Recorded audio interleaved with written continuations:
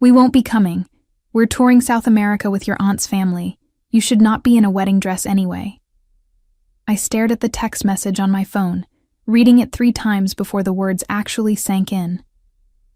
2 days before my wedding. 2 days before the moment I had been planning and saving for over 2 years.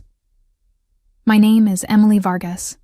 I'm 29 years old, and I had just discovered that my family had decided to abandon me on the most important day of my life. I sat in my Miami apartment, surrounded by wedding favors and final preparation lists, feeling like the ground had just collapsed beneath my feet. The worst part wasn't even that they weren't coming. It was the casual cruelty of that last sentence, delivered like a knife wrapped in righteousness. I had spent nearly $30,000 flying them in from Colombia. First-class tickets for my parents, my 2 brothers, my sister, and even my grandmother who had never left Bogotá. I had booked them luxury hotel suites, arranged private transportation, and even hired a translator for the ceremony because my grandmother spoke no English.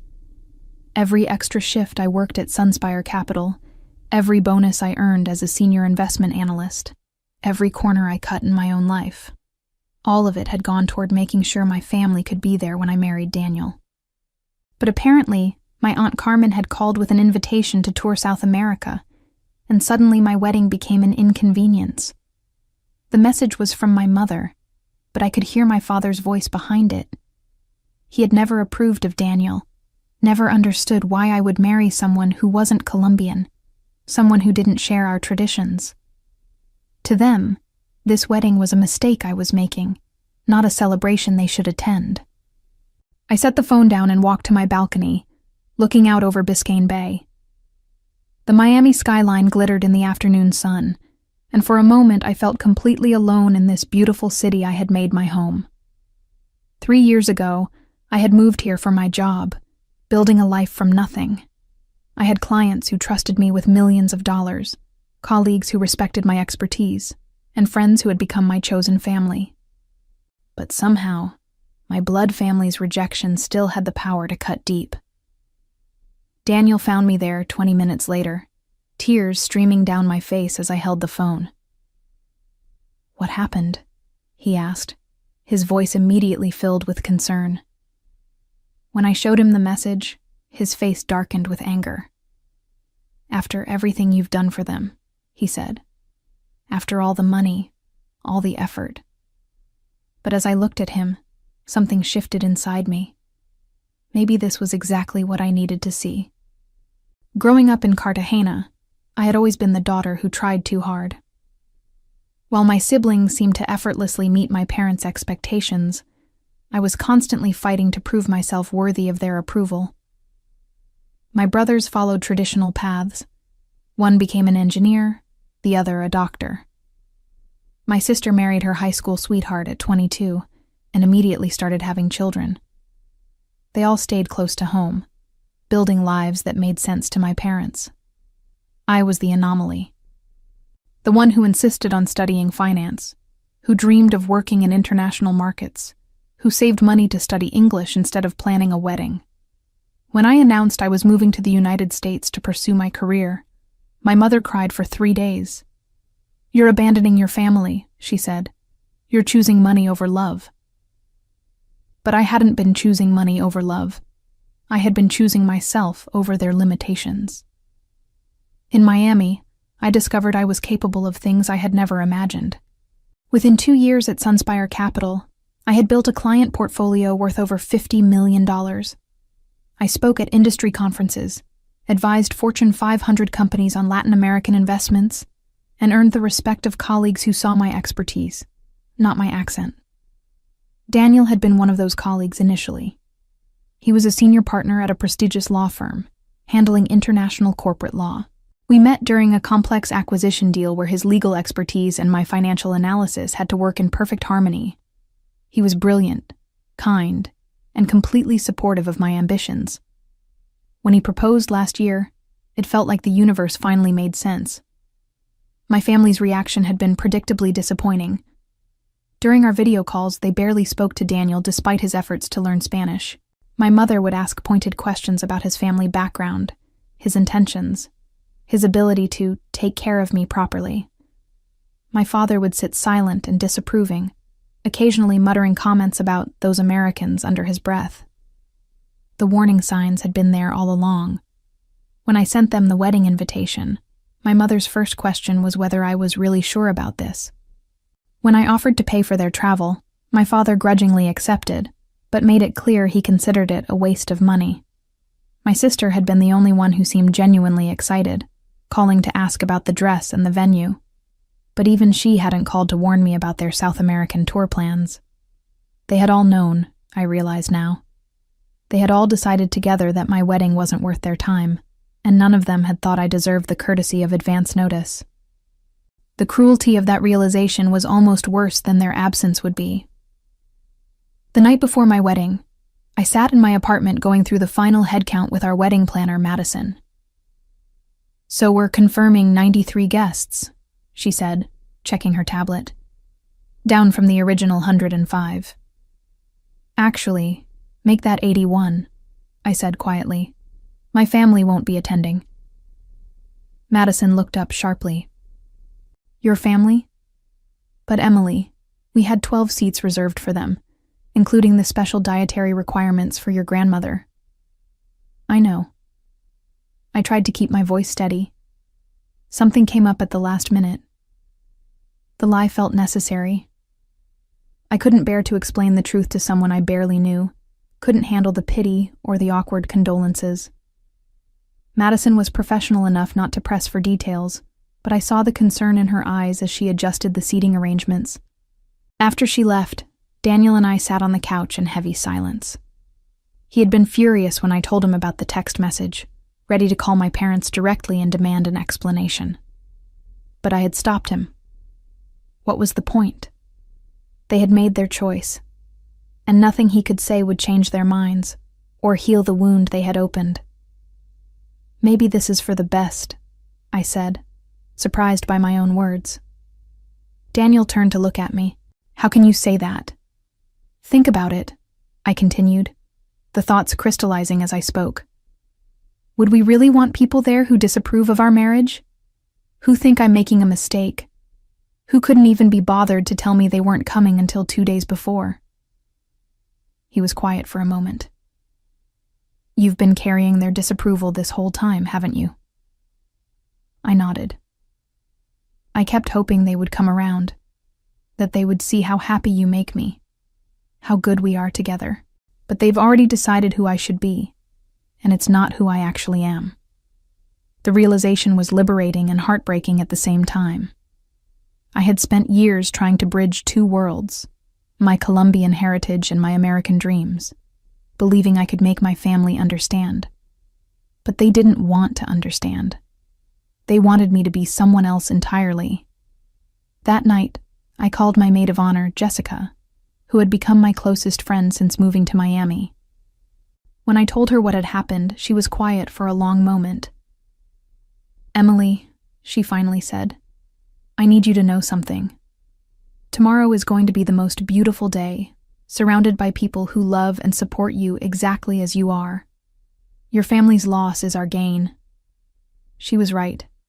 As I fell asleep that night, I realized I wasn't heartbroken anymore. I was angry. But it was a clean, focused anger that felt like fuel rather than poison.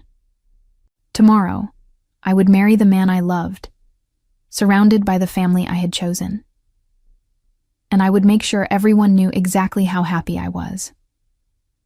The morning of my wedding dawned bright and clear, with the kind of perfect Miami weather that makes you believe in miracles.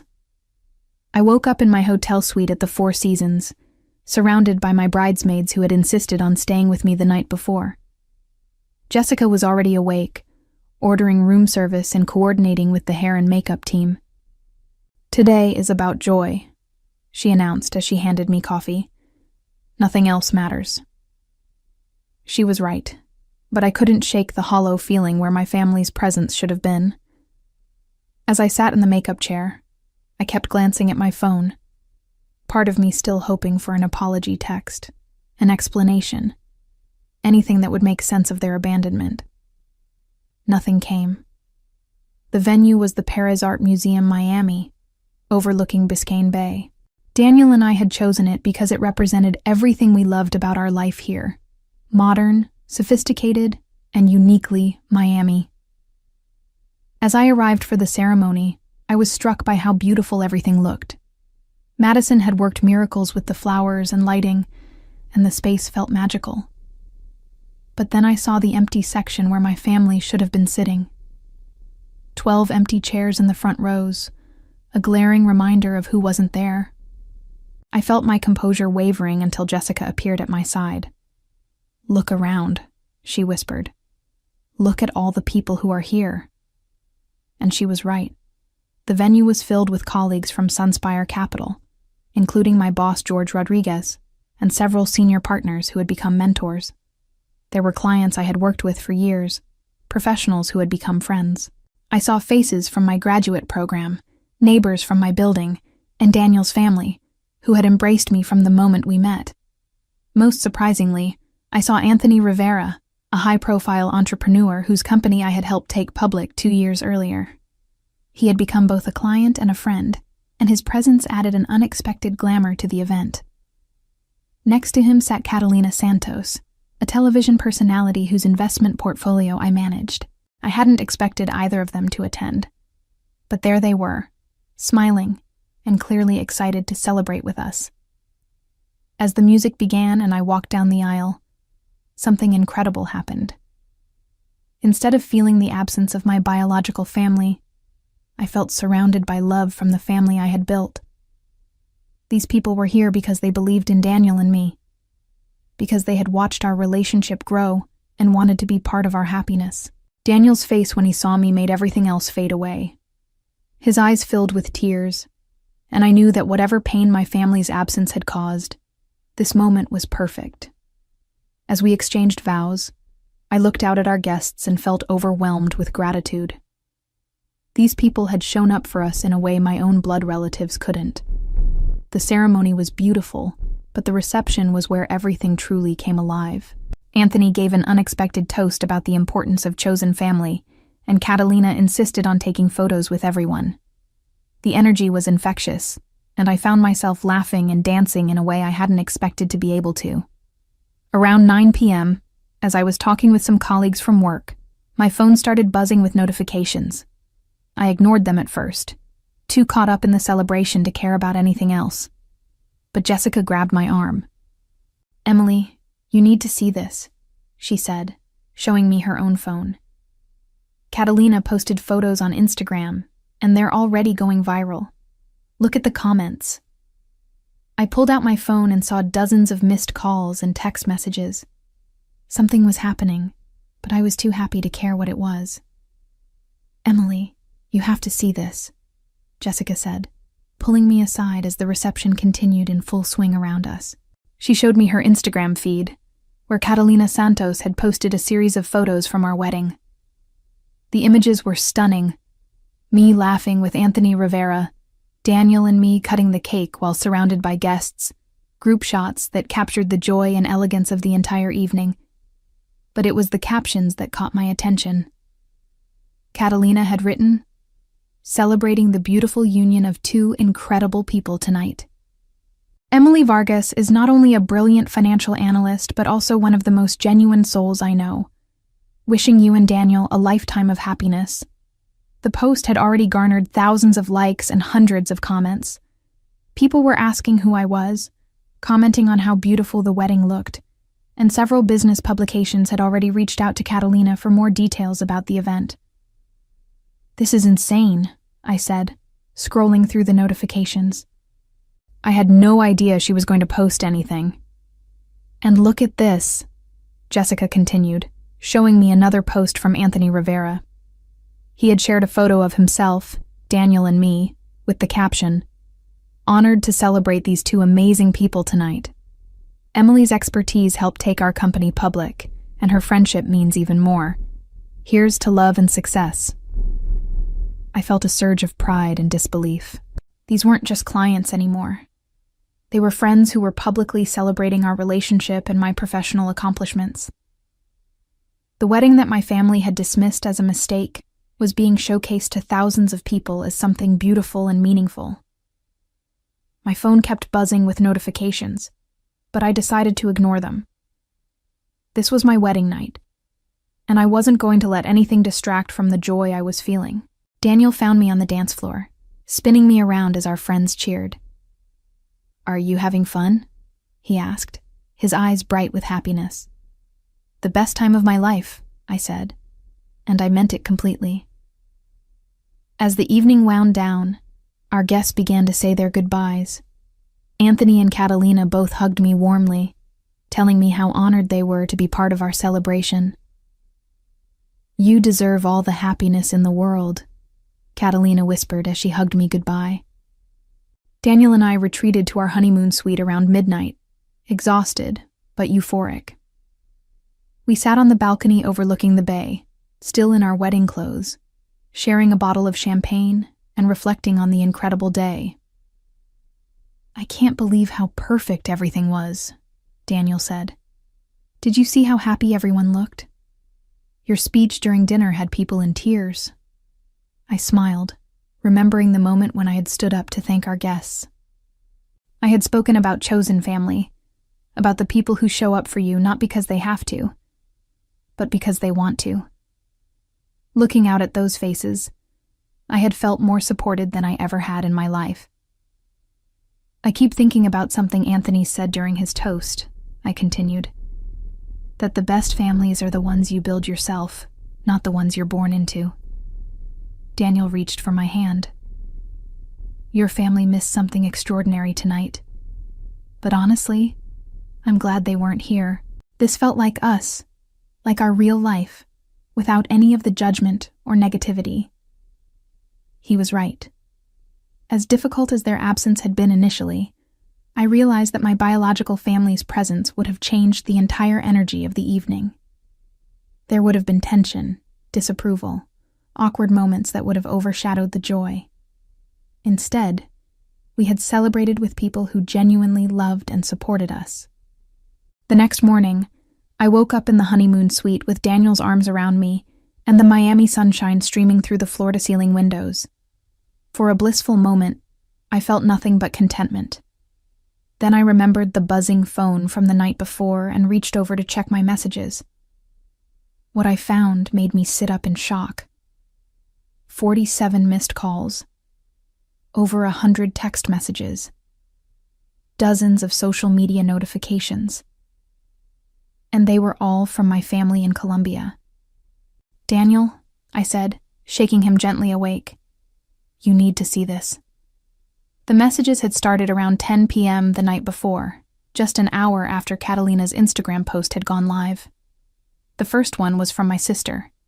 "Emily, why didn't you tell us who was going to be at your wedding?" Then my mother. "We saw the photos online. This is embarrassing for our family. Why did you not inform us about these important people?" My father. "You have made us look foolish. How could you not tell us Anthony Rivera was attending?" My brother Carlos. "Everyone in Cartagena is talking about the photos. You should have told us this was going to be such a big event." The messages grew increasingly frantic as the night progressed. Apparently, news of the wedding had spread quickly through their social circles in Colombia.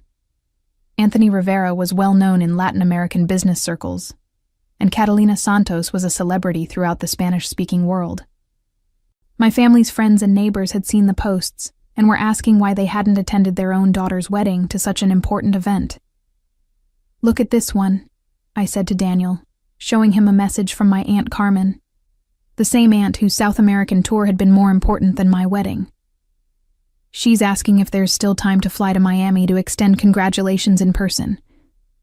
Daniel read over my shoulder, his expression growing darker with each message.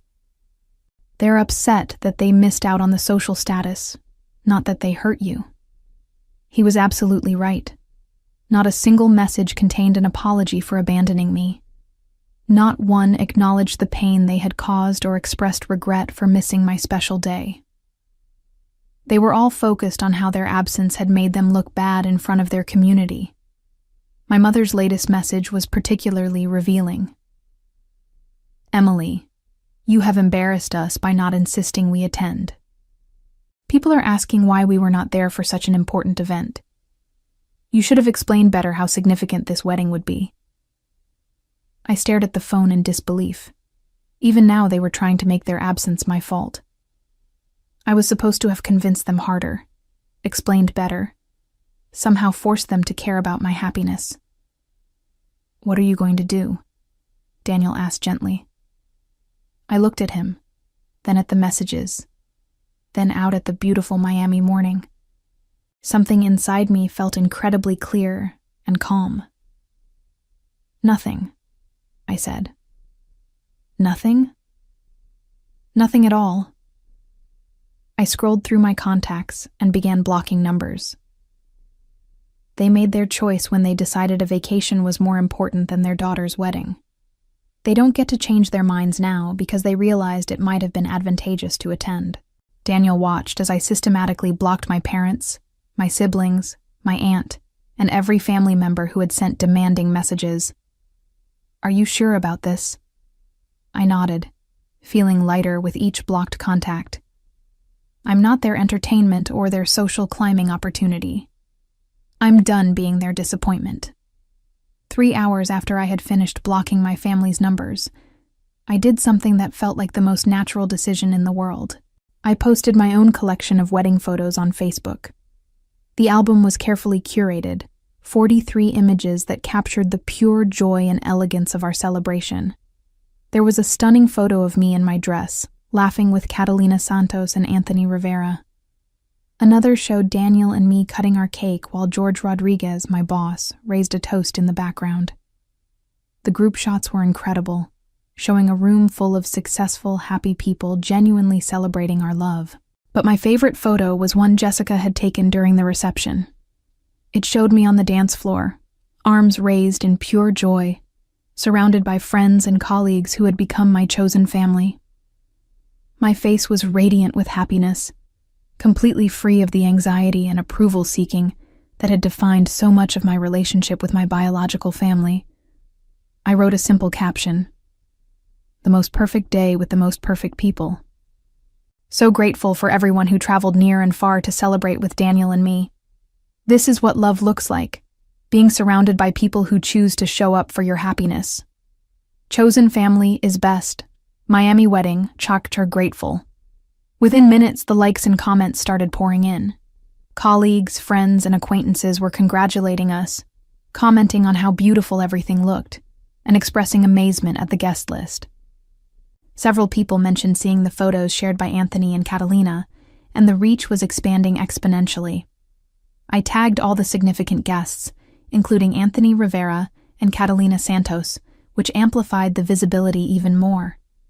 The post was being shared by business contacts throughout Latin America and the United States. Then I set my phone aside and went to enjoy breakfast with my new husband, feeling completely at peace with my decision. By evening, the fallout had exceeded anything I could have imagined. Jessica called me while Daniel and I were having dinner at a beachfront restaurant, laughing as she filled me in on what was happening online. "Emily, you need to know what's going on in Cartagena," she said.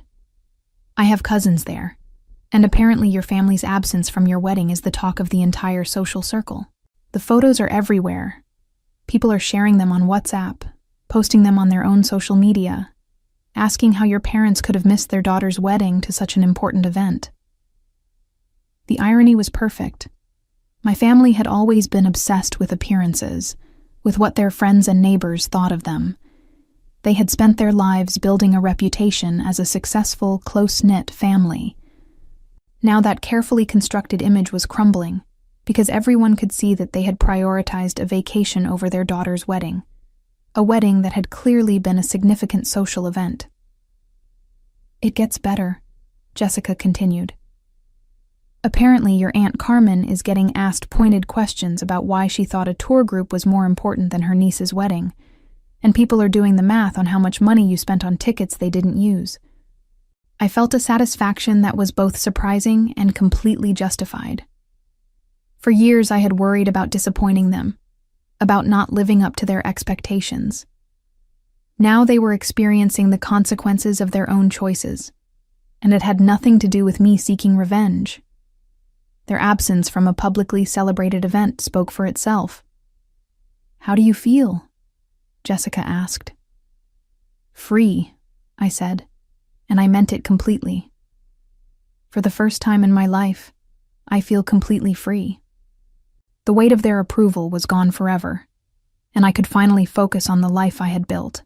6 months later, I stood in my corner office at Sunspire Capital, looking out at Biscayne Bay and reflecting on how dramatically my life had changed. The success of our wedding had led to unexpected opportunities. 3 new high-profile clients had signed with me after seeing the photos and learning about my work.